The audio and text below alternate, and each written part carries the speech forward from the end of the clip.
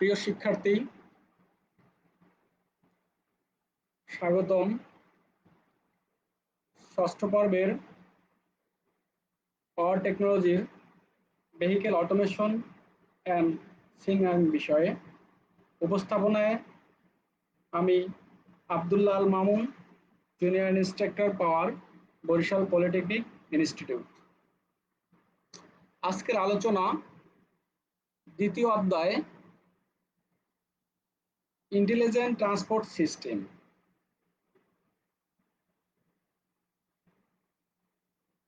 আজকের পাঠ পরিচিতি: যানবাহনের ইন্টেলিজেন্ট পরিবহন পদ্ধতি সম্পর্কে,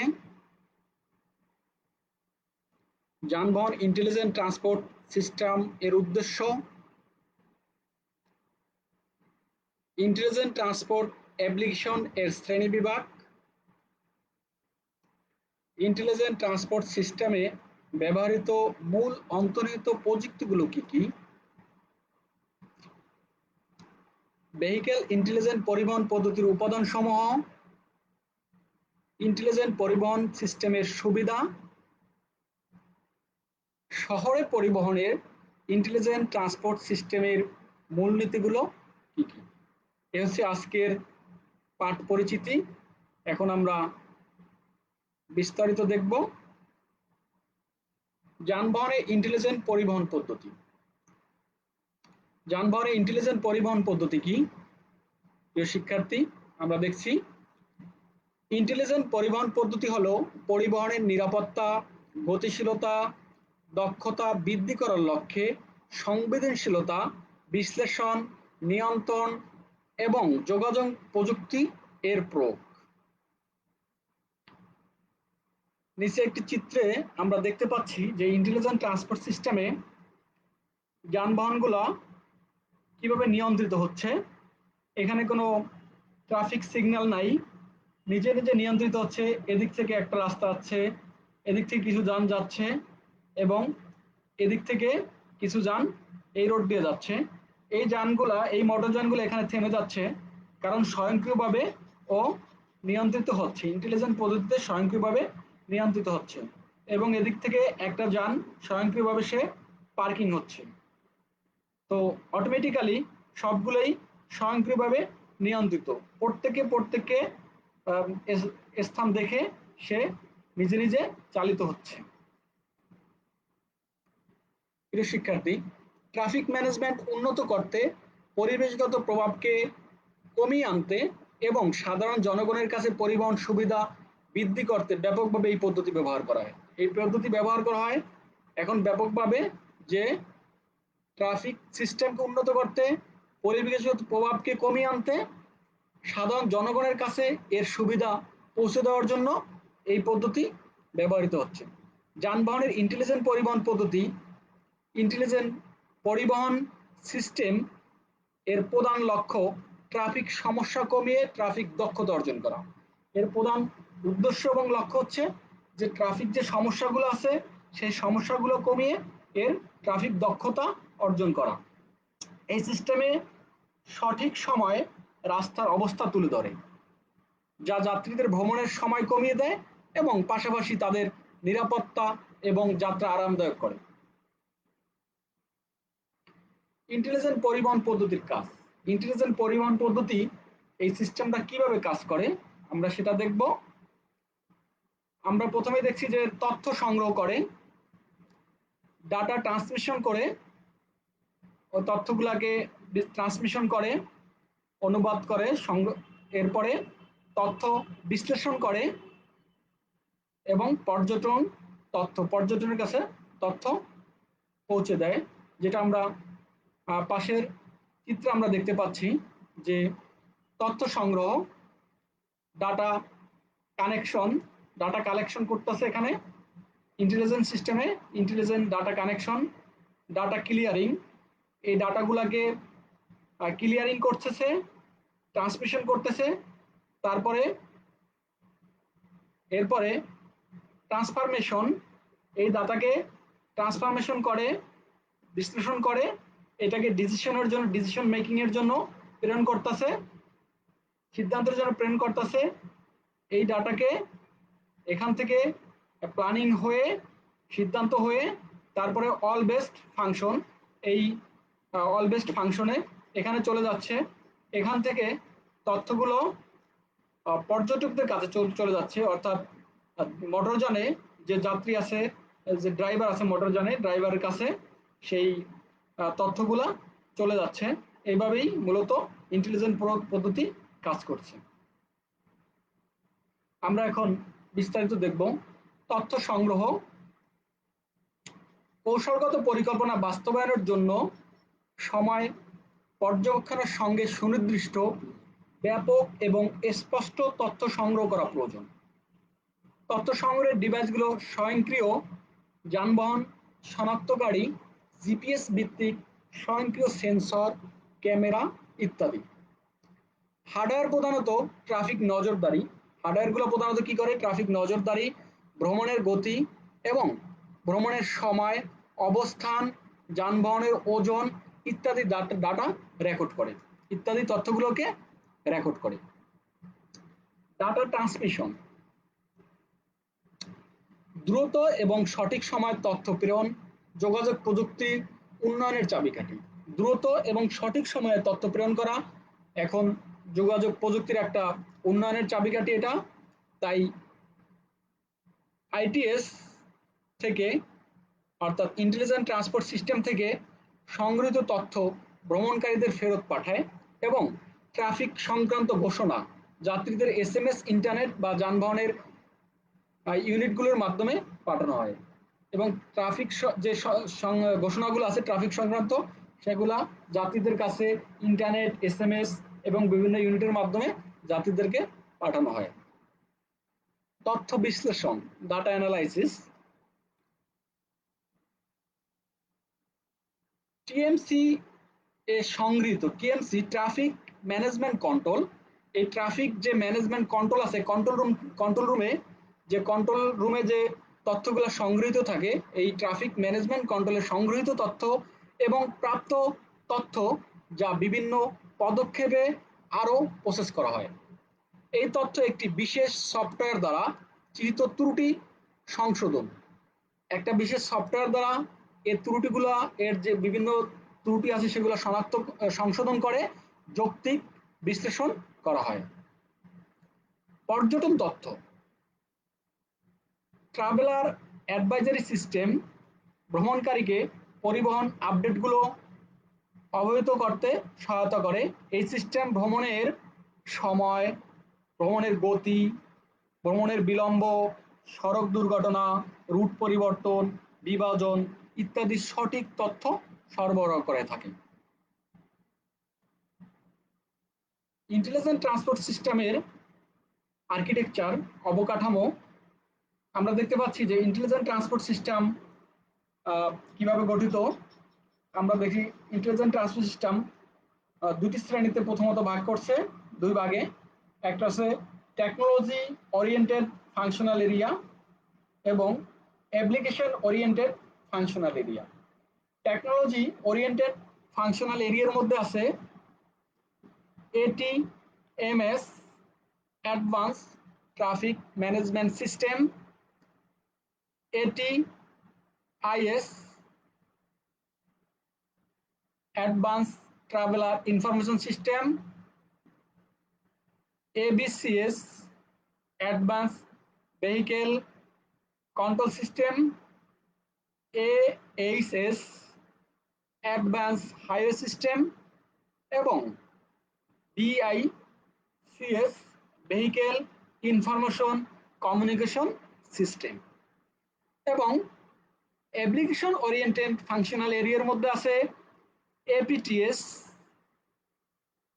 অ্যাডভান্স পাবলিক ট্রান্সপোর্ট সিস্টেম এবং ARTS, advance rural transport system এবং CBO, commercial vehicle operation.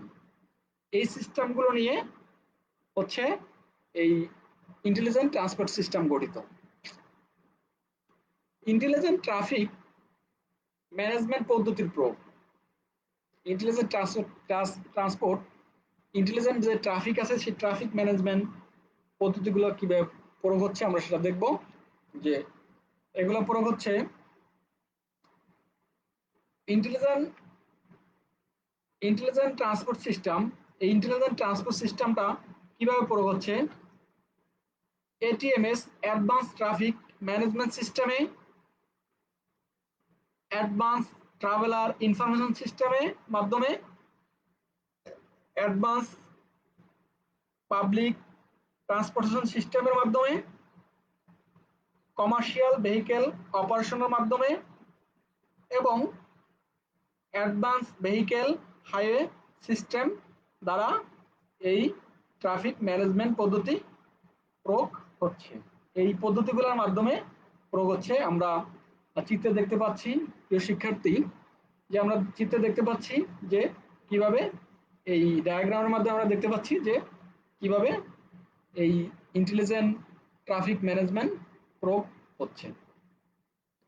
Advance traffic management system, advance traffic management system পরিবহন ব্যবস্থার দক্ষতা বৃদ্ধি করে, গতিশীলতা বাড়ায়, সুরক্ষা উন্নত করে, পরিবহনের সুরক্ষা উন্নত করে, পরিবহনের জ্বালানি খরচ ও পরিবেশগত ব্যয় হ্রাস করে,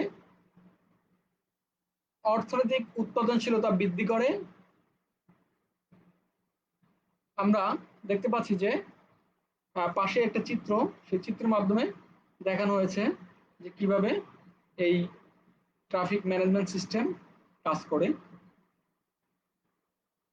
ইন্টেলিজেন্ট ট্রান্সপোর্ট সিস্টেম প্রতিটি বিভাগের নির্দিষ্ট ক্যাটাগরি, প্রত্যেকটা বিভাগের নির্দিষ্ট ক্যাটাগরি এখানে আলোচনা করা হয়েছে।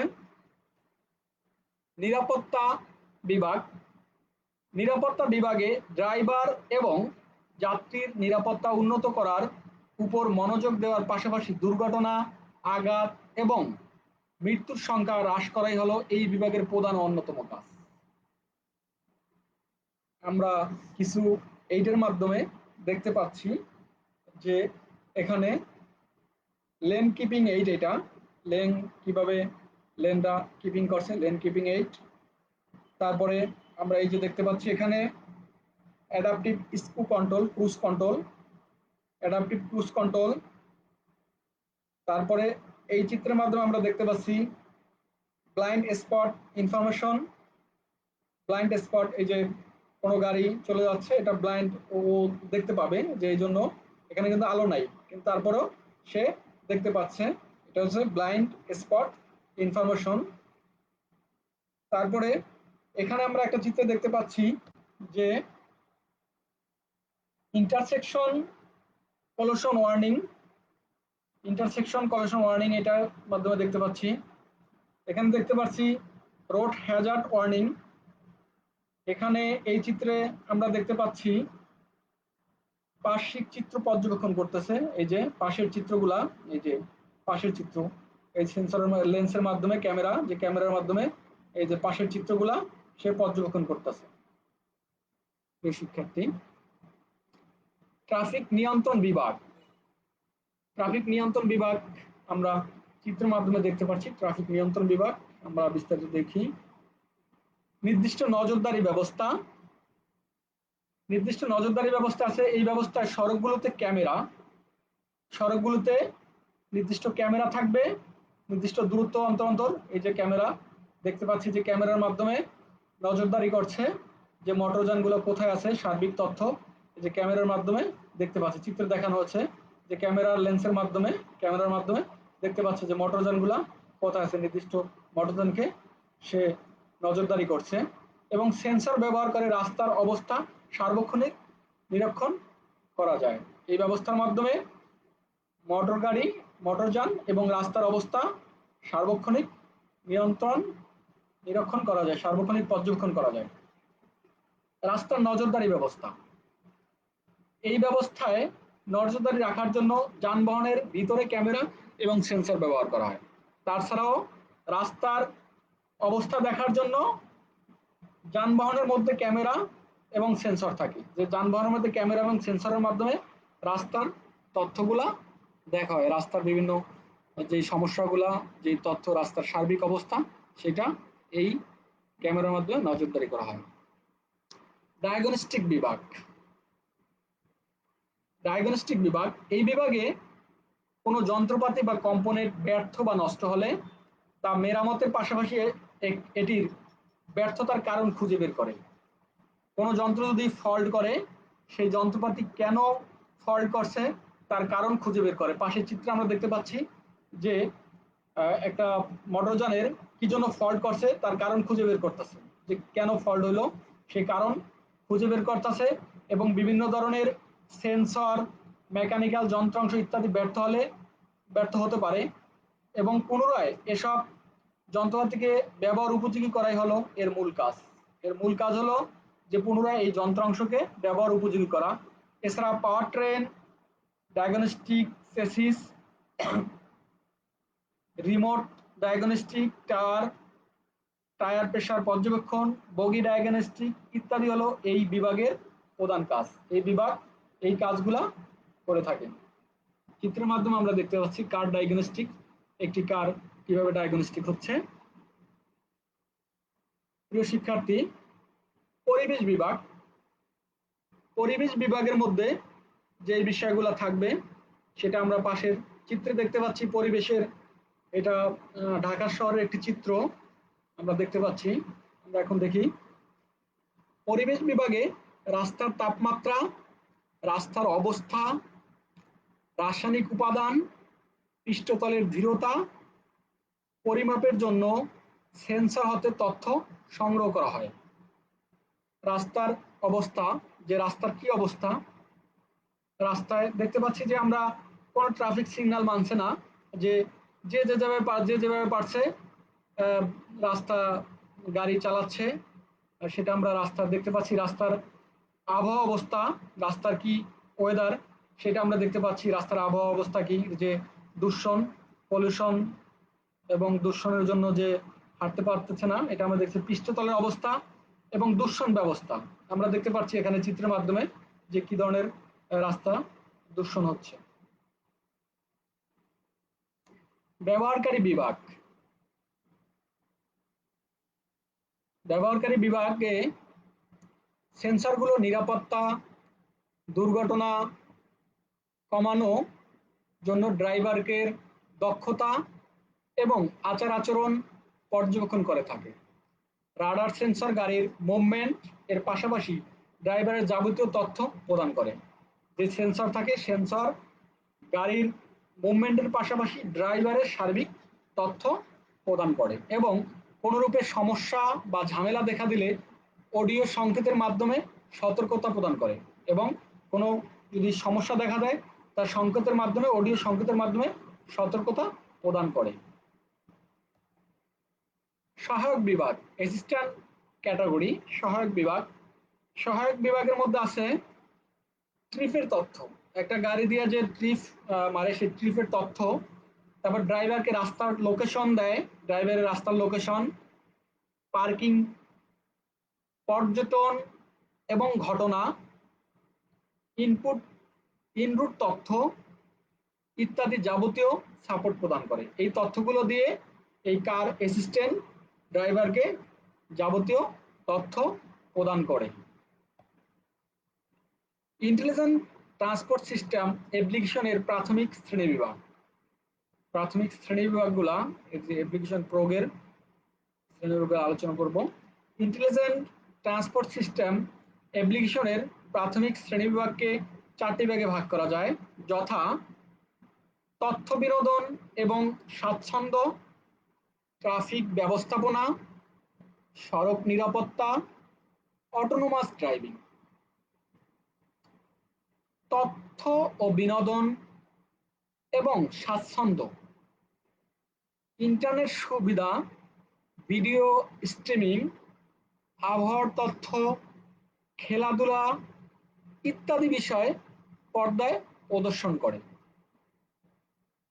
ট্রাফিক ব্যবস্থাপনা, ট্রাফিক ব্যবস্থাপনার মধ্যে সহযোগিতামূলক নেভিগেশন, গতি নিয়ন্ত্রণ ব্যবস্থা, ট্রাফিককে তথ্য প্রদান, রাইডিং দিক নির্দেশনা ইত্যাদি প্রদান করে। সড়ক নিরাপত্তা, সড়ক নিরাপত্তার মধ্যে সংঘর্ষ, সতর্কতা সংকেত, সড়ক সংকেত লঙ্ঘন সতর্কতা, কোনো যান যদি সতর্কতা সড়কের যে সংকেত আছে সেটা লঙ্ঘন করে সেটা সতর্কতামূলক সংকেত দেয়, জরুরি পদক্ষেপ গ্রহণ ইত্যাদি সংকেতগুলো প্রদান করে। Autonomous driving, electronic stability control, স্বয়ংক্রিয় ব্রেকিং অর্থাৎ যেটা অটোমেটিক ব্রেকিং হয়, automatic breaking, adaptive screw control ইত্যাদি এই অটোনোমাস ড্রাইভিং এর মধ্যে অন্তর্ভুক্ত থাকে। ইন্টেলিজেন্ট ট্রান্সপোর্ট সিস্টেম ব্যবহৃত মূল অন্তর্নিহিত প্রযুক্তিগুলো উল্লেখ করব আমরা নিচে। ইন্টেলিজেন্ট ট্রান্সপোর্ট সিস্টেমে ব্যবহৃত মূল অন্তর্নিহিত প্রযুক্তি হচ্ছে আইএসটি G5 অর্থাৎ inter shoes truck G5, vehicle ads network BANET, 3G third generation of wireless mobile telecommunication technology,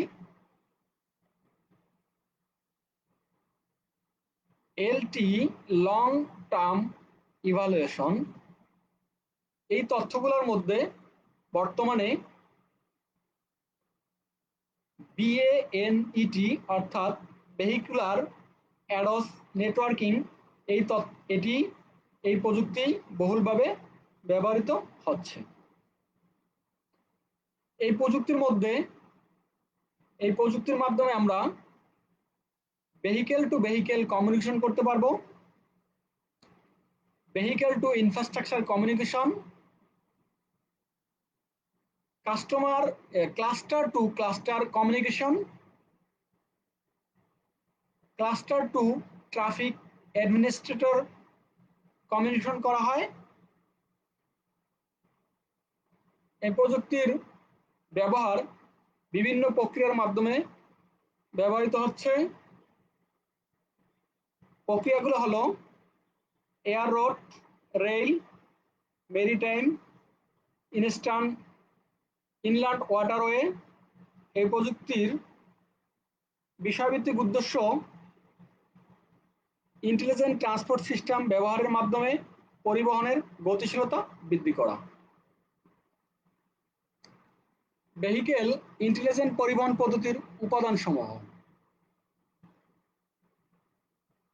উপাদানের মধ্যে আছে বিভিন্ন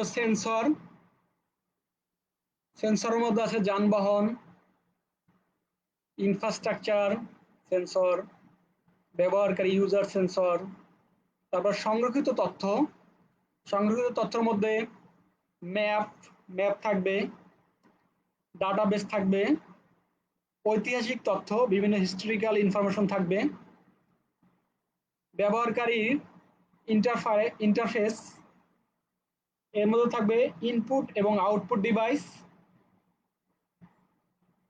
নিয়ন্ত্রণ পদ্ধতি সমূহ, এর মধ্যে থাকবে ইনফ্রাস্ট্রাকচার সিগন্যাল, যানবাহন ব্রেকিং পদ্ধতি।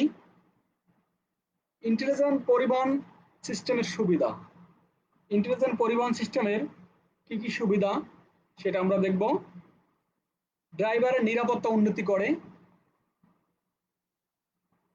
ট্রাফিক দক্ষতার উন্নতি করে, অবকাঠামো ক্ষতি হ্রাস করে, ট্রাফিক নিয়ন্ত্রণ করে, ট্রাফিক তথ্য সংগ্রহ করে, ভ্রমণকারীদের সঠিক তথ্য প্রদান করে, সময় বাঁচায়, ভ্রমণ খরচ কমায় এবং ব্যবসায়িক কার্যকলাপ বৃদ্ধি করে। ব্যবসায় বিভিন্ন কার্যকলাপ বৃদ্ধি করে। আমরা পাশের চিত্রে দেখতে পাচ্ছি এই যে ইন্টেলিজেন্ট পরিবহন সিস্টেমের সুবিধা, যে আমাদের যে ইন্টারনেট, সেই ইন্টারনেট ব্যবহার করে আমরা এই সুবিধাগুলো পাচ্ছি। এই সুবিধাগুলো পাশের চিত্রে দেখানো হয়েছে যে আমরা কি ধরনের সুবিধাগুলো আমরা কিভাবে প্রয়োগ করে সুবিধাগুলো পাচ্ছি।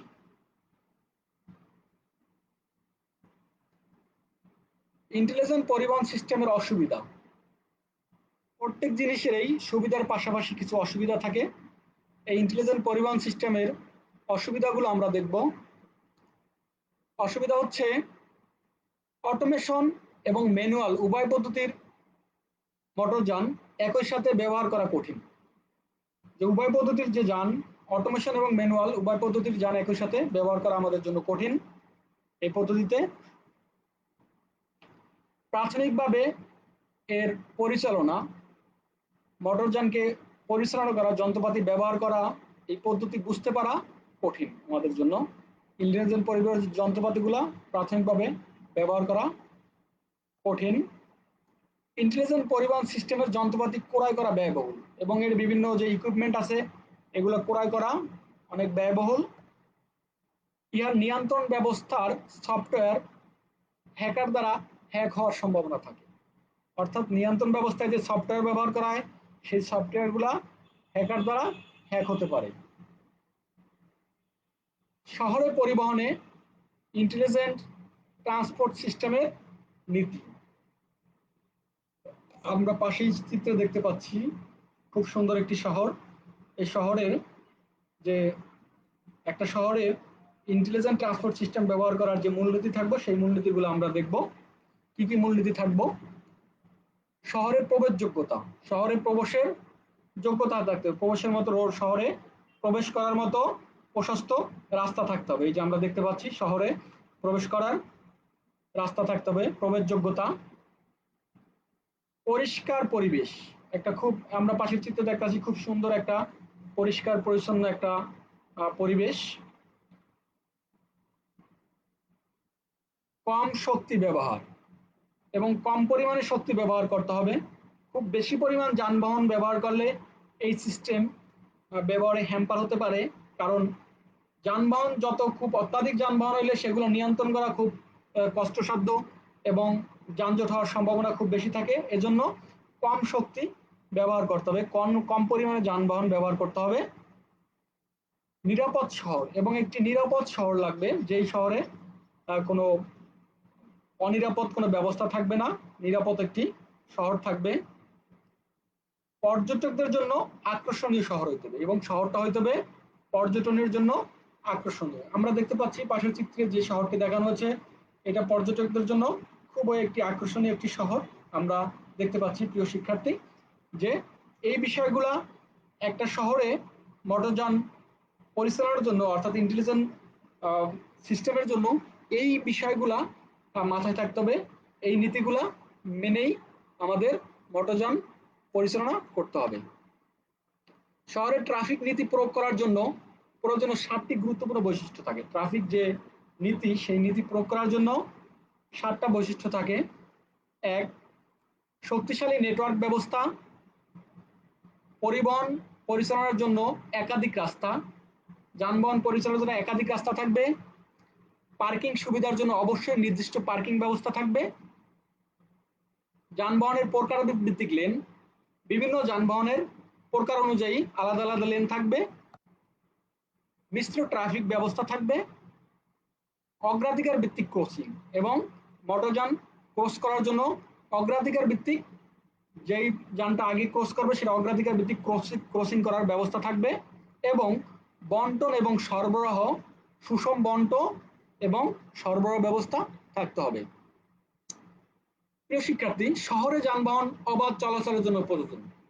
শহরে যানবাহনের অবাধভাবে চলাচলের জন্য যা প্রয়োজন সেটা আমরা চিত্রেই দেখতে পাচ্ছি যে কি কি প্রয়োজন। আমরা দেখব প্রশস্ত রাস্তা, রাস্তা হইতে হবে খুবই চওড়া, প্রশস্ত হইতে হবে রাস্তা, নির্দিষ্ট পরিবহনের জন্য নির্দিষ্ট লেন, নির্দিষ্ট পরিবহনের জন্য নির্দিষ্ট লেন, প্রত্যেকের জন্য আলাদা আলাদা লেন থাকবে।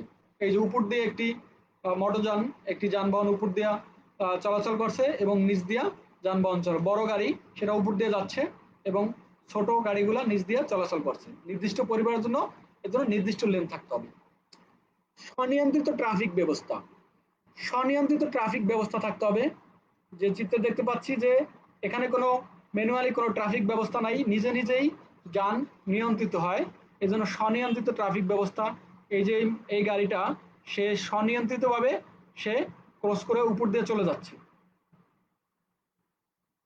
সার্বক্ষণিক তথ্য প্রদান ব্যবস্থা, সার্বক্ষণিক তথ্য প্রদানের ব্যবস্থা থাকতে হবে, যেমন রাস্তা, আবহাওয়া, কোনো দুর্ঘটনা হলে আগাম তথ্য প্রদান, রাস্তার ড্রাইভারসেশন ব্যবস্থা থাকতে হবে।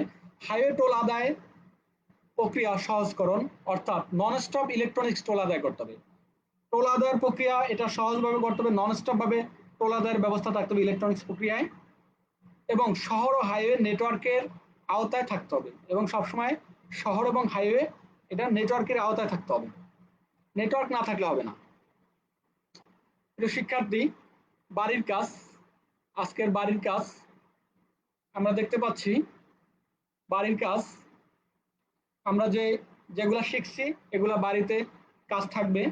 তোমরা ঘরে থাকবা এবং সুস্থ থাকবা, নিরাপদে থাকো এবং এই বাড়ির কাজগুলো করবা।